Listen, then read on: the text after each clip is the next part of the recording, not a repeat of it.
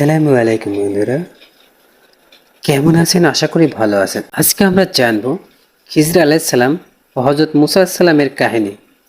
ভিডিওটি খুবই গুরুত্বপূর্ণ। আশা করি ভিডিওটি না টেনে সম্পূর্ণ ভিডিওটি দেখার অনুরোধ রইল।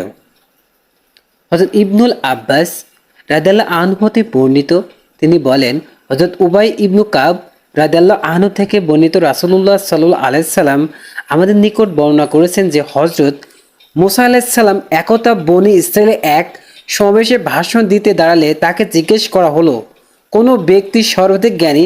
তিনি বলেন, আমি সর্বাধিক জ্ঞানী।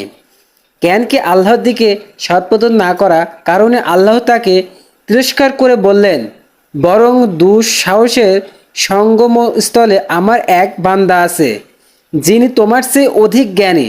হযরত মুসা আলাইহিস সালাম বলেন, হে আমার প্রতিপালক, তার নিকট পৌঁছাতে কে আমাকে সাহায্য করবে? তখন সুবইন এভাবে বর্ণনা করেছেন যে আমি কিভাবে তার সাথে সাক্ষাৎ করতে পারি। তখন বলা হলো, তুমি একটি থলিতে করে একটি মাছ নাও, সেখানে তুমি মাছটি হারাবে, সেখানে আমার সেই বান্দা আছে। অতঃপর হযরত মুসা আলাইহিস সালাম একটি মাছ ধরলেন এবং থলিতে রাখলেন। অতঃপর মাছ নিয়ে তার সঙ্গী উইসা বিন নুনকে সাথে নিয়ে চললেন। শেষ পর্যন্ত তারা একটি পাথরের কাছে পৌঁছালেন এবং তার উপর মাথা রেখে বিশ্রাম নিলেন। মুসা আলাইহিস সালাম ঘুমিয়ে পড়লেন। এ সময় মাছটি থলি থেকে বের হয়ে লাফিয়ে সমুদ্রে চলে গেল। অতঃপর সে সমুদ্রের সুড়ঙ্গের মতো পথ করে নিল, আর আল্লাহ মাছটির চলার পথে পানির প্রবাহ থামিয়ে দিলেন। ফলে তার গমন পথটি সুড়ঙ্গের মতো হয়ে গেল। অথবা তারা উভয়ে অবশিষ্ট রাত এবং পুরো দিন পথ চললেন। পরদিন সকালে হযরত মুসা আলাইহিস সালাম তার সাথীকে বললেন, আমার তো সফরে ক্লান্ত হয়ে পড়েছি, আমাদের খাবার নিয়ে এসো। হযরত মুসা আলাইহিস সালামকে আল্লাহ যে স্থানে যাবার কথা বলেছিলেন সেই স্থানেই অতিক্রম করার পূর্বে পর্যন্ত তিনি কোনরূপ ক্লান্তিবোধ করেননি। সাথী ইউস বিন নুন তখন বলল, আপনি কি ভেবে দেখছেন যে পাথরটির নিকট আমরা বিশ্রাম নিয়েছিলাম, সেখানে মাছটি অদ্ভুতভাবে সমুদ্রের মধ্যে চলে গেছে? কিন্তু আমি মাছটির কথা আপনাকে বলতে ভুলে গেছিলাম। মূলত শয়তানি আমাকে এই কথা ভুলে দিয়েছে। বর্ণনাকারী বলেন, পথটি মাছের জন্য ছিল একটি সুড়ঙ্গের মতো, আর তাদের জন্য ছিল আশ্চর্যজনক ব্যাপার। হযরত মুসা আলাইহিস সালাম বললেন, আমার তো সেই স্থানটির অনুসন্ধান করছি। অথবা তারা তাদের পদচিহ্ন ধরে ফিরে চললেন এবং ওই পাথরের নিকট পৌঁছে দেখলেন যে এক ব্যক্তি কাপড় মুড়ি দিয়ে বসে আছেন। মুসা আলাইহিস সালাম তাকে সালাম দিলেন। তিনি সালামের জবাব দিয়ে বললেন, এখানে সালাম কি করে এলো? তিনি বললেন, আমি মুসা। খিজির জিজ্ঞেস করলেন, আপনি কি বনি ইসরায়েলের বংশীয় মুসা? মুসা আলাইহিস সালাম বললেন, হ্যাঁ, আমি এসেছি এর জন্য যে সত্য পথের যে জ্ঞান আপনাকে দান করা হয়েছে তা হতে আপনি আমাকে শিক্ষা দিবেন। খিজির বললেন, হে মুসা, আমার আল্লাহ প্রদত্ত কিছু জ্ঞান আছে যা আপনি জানেন না, আর আপনি আল্লাহ প্রদত্ত এমন কিছু জ্ঞানের অধিকারী যা আমি জানি না। মুসা আলাইহিস সালাম বললেন, আমি কি আপনার সাথে হতে পারি? খিজির বললেন, আপনি কিছুতেই আমার সাথে ধৈর্য ধারণ করতে পারবেন না। যে বিষয় আপনার জ্ঞানের আওতাধীন নয় সে বিষয়ে আপনি ধৈর্য ধারণ করবেন কেমন করে? মুসা আলাইহিস সালাম বললেন, ইনশাআল্লাহ আপনি আমাকে ধৈর্যশীল পাবেন এবং আপনার কোনো আদেশ আমি অমান্য করব না। অথবা তারা দুজনে সাগরের কিনারা ধরে হেঁটে চললেন। তখন একটি নৌকা তাদের পাশ দিয়ে যাচ্ছিল। তারা তাদেরকে নৌকায় তুলে নেওয়ার জন্য অনুরোধ করলেন। তারা খিজিরকে চিনতে পেরে বিনা ভাড়ায় তাদেরকে নৌকায় তুলে নিল। যখন তারা দুজনে নৌকায় চড়লেন তখন একটি চড়ুই পাখি এসে নৌকাটির কিনারায় বসলো এবং সমুদ্র থেকে 1 ফোঁটা বা 2 ফোঁটা পানি পান করলো।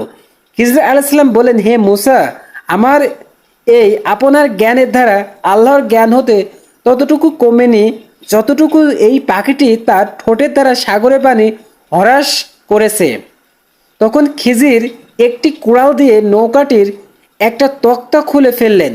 মুসা আলাইহিস সালাম আকস্মিক দৃষ্টি দিতেই দেখতে পেলেন যে তিনি কুড়াল দিয়ে একটি তক্তা খুলে ফেলেছেন। তখন তিনি তাকে বললেন, আপনি এ কি করলেন?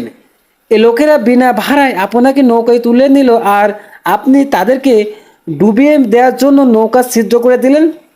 আপনি তো একটি গুরুতর কাজ করলেন। খিজির বললেন, আপনি কি বলেননি যে আপনি আমার সাথে ধৈর্য ধারণ করতে পারবেন না? মুসা আলাহিসাল্লাম বললেন, আমার ভুলের জন্য আমাকে অপরাধী করবেন না এবং আমার এই ব্যবহারে আমার প্রতি কঠোর হবেন না। মুসা আলাহিসাল্লামের পক্ষ থেকে প্রথম এই কথাটি ছিল ভুল ক্রমে। অতঃপর তারা যখন উভয় সমুদ্রে পার হলেন তখন তারা একটি বালকের পাশ দিয়ে অতিক্রম করলেন যে অন্যান্য বালকদের সাথে খেলা করছিল। খিজির ছেলেটির মাথার দেহ হতে ছিন্ন করে ফেললেন। হজরত মুসা আলাহিসাল্লাম বললেন, আপনি একটি নিষ্পাপ শিশুকে বিনা অপরাধে হত্যা করলেন। আপনি খুবই খারাপ একটা কাজ করলেন। খিজির বললেন, আপনি কি বলেন যে আপনি আমার সাথে ধৈর্য ধারণ করতে পারবেন না? মুসা আলাহিসাল্লাম বললেন, এরপর যদি আমি আপনাকে আর কোনো প্রশ্ন করি তাহলে আমাকে আর সঙ্গে রাখবেন না। অতঃপর উভয় চলতে লাগলেন। চলতে চলতে তারা একটি জনপদের অধিবাসীর নিকট পৌঁছালো। তাদের নিকট কিছু খাবার চাইলেন, কিন্তু জনপদবাসী তাদের দুজনের মেহমানদারি করতে অস্বীকার করলো। সেখানে তারা একটি প্রাচীর দেখতে পেলেন, তারা ভেঙে পড়ার উপক্রম হচ্ছিল। হযরত খিজির প্রাচীরটি মেরামত করতে সুদৃঢ় করে দিলেন।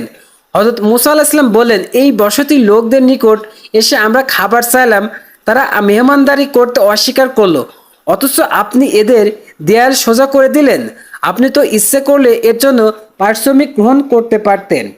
হযরত খিজির আলাইহিস সালাম বললেন, এবার আমার এবং আপনার মধ্যে বিচ্ছেদ হয়ে গেল। এতক্ষণ যে বিষয় আপনি ধৈর্য ধারণ করতে পারেননি আমি এর তাৎপর্য বলে দিচ্ছি। নৌকাটির ব্যাপার ছিল এই যে সেটি ছিল কয়েকজন দরিদ্র ব্যক্তিরা, তারা সমুদ্রের জীবিকা অন্বেষণ করত। আমি নৌকাটিকে ত্রুটিযুক্ত করে দিতে চাইলাম কারণ তাদের সামনে ছিল এক রাজা যে ভালো নৌকা পেলেই জোরপূর্বক কেড়ে নিত। তারপর যখন এটাকে দখল করতে লোক আসলো তখন ছিদ্রযুক্ত দেখে ছেড়ে দিল। অতঃপর নৌকা আলারা একটা কাঠ দ্বারা নৌকাটি মেরামত করে নিল। আর বালকটি শোষণা লগ্নে ছিল কাফের, আর সে ছিল তার ইমানদার বাবা মার বড় আদরের সন্তান। আমি আশঙ্কা করলাম যে সে বড় হয়ে অবাধ্যতা বা কুফরি দ্বারা তাদেরকে কষ্ট দিবে।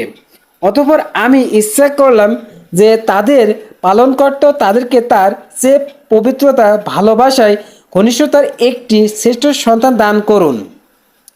আর প্রাচীরের ব্যাপার এই যে সেটি ছিল নগরের দুজন ইয়াতিম বালকের। এর নিচে ছিল তাদের গুপ্তধন।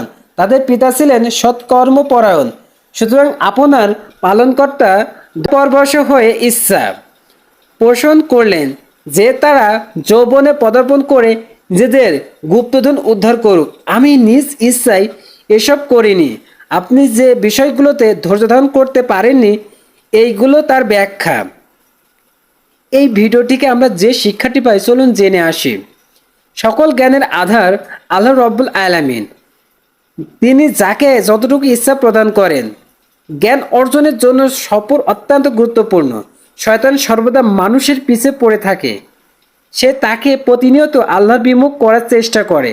জ্ঞান অর্জনের জন্য ধৈর্য অবলম্বন করা জরুরি। অহংকার করা বা নিজেকে সবচেয়ে জ্ঞানী ভাবা ঠিক নয়। আসসালামু আলাইকুম বন্ধুরা, ভিডিওটি ভালো লাগলে অবশ্যই